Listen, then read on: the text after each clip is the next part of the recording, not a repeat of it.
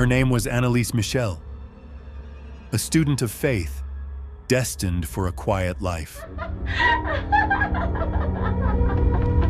But in her small German town, she became the center of a battle so profound, so terrifying, it was captured on 67 audio tapes.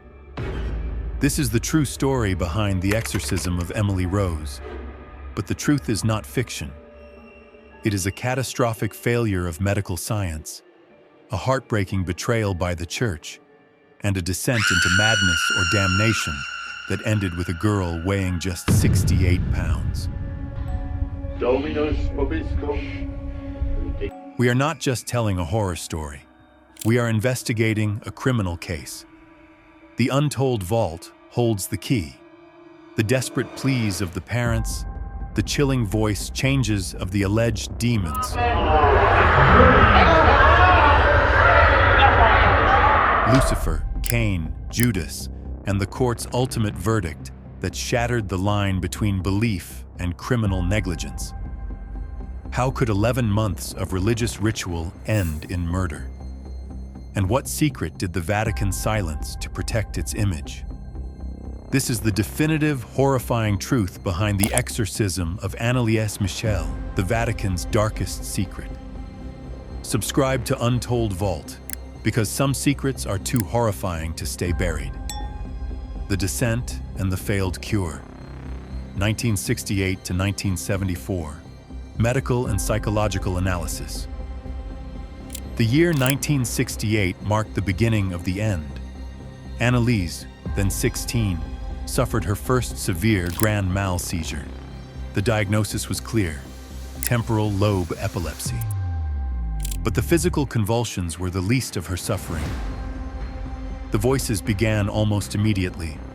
Not external sounds, but internal auditory hallucinations that tormented her. They told her she was damned and rotting in hell. The failure of modern medicine. Over the next 6 years, Anneliese was placed in psychiatric hospitals and subjected to the era's most advanced treatments, including powerful anticonvulsant drugs like Aolept and Tegretol.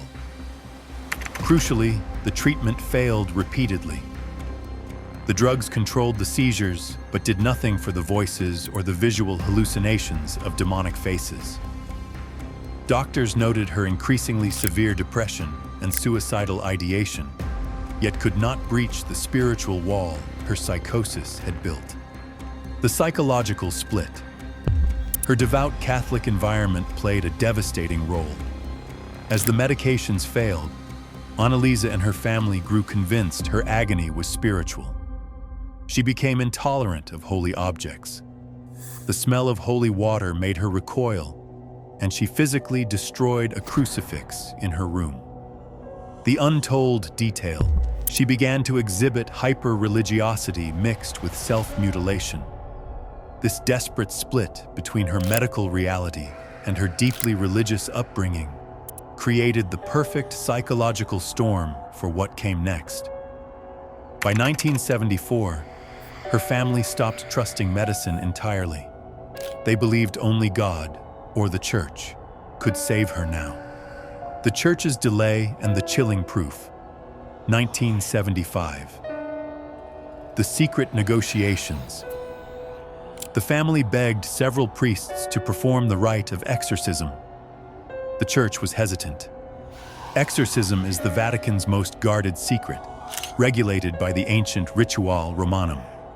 The rules demand absolute certainty that the person is not mentally ill, a condition Anneliese technically failed due to her epilepsy diagnosis.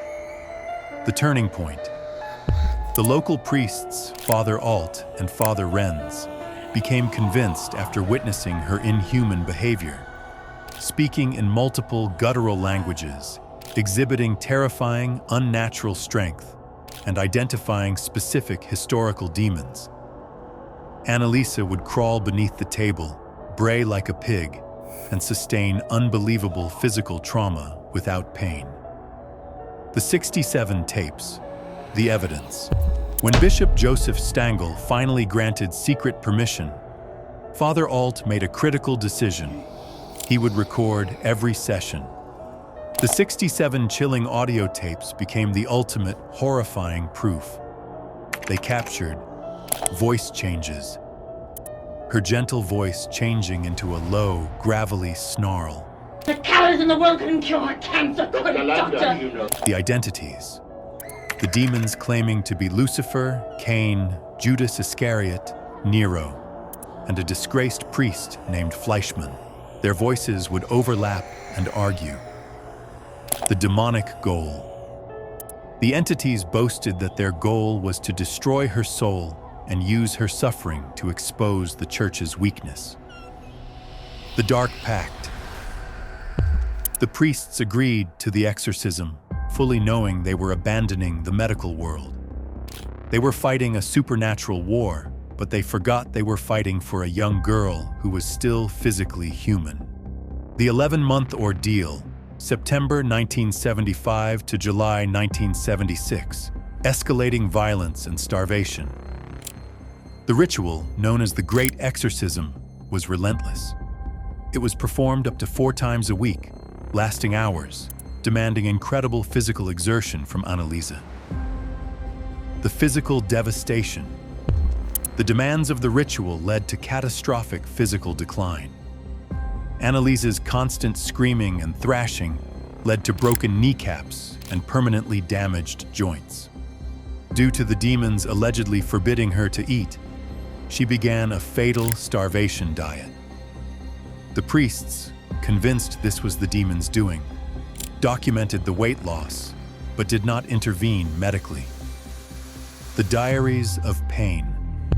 The exorcisms were so painful that Anneliese often asked the demons to leave, only to be refused. In her final diary entries, which became crucial court evidence, she wrote, "I want to die so that the world can see the truth." Her hope was that her death would prove the demonic presence and serve as a warning to the world. The final decline. By June 1976, she was frail, covered in bruises, suffering from pneumonia, and severely dehydrated. She had stopped eating entirely for weeks. The priests' justification. They believed that if she survived the physical pain, the demons would be defeated. They documented her final hours, noting her fever of 42 degrees Celsius, but they did not call a doctor. They watched her die, convinced she was reaching a spiritual victory. The Negligent Homicide Trial, 1978. The Court versus the Vatican. When Anneliese died weighing only 31 kilograms, 68 pounds, the secrecy was shattered. The German state immediately launched a criminal investigation, culminating in a trial that pitted science against faith, the state versus the church. The prosecution's case. The public prosecutor, based on the autopsy, argued negligent homicide. Their key evidence was the fact that a doctor was never called, despite her obvious physical collapse. They argued that the parents and priests chose religious fanaticism over human life.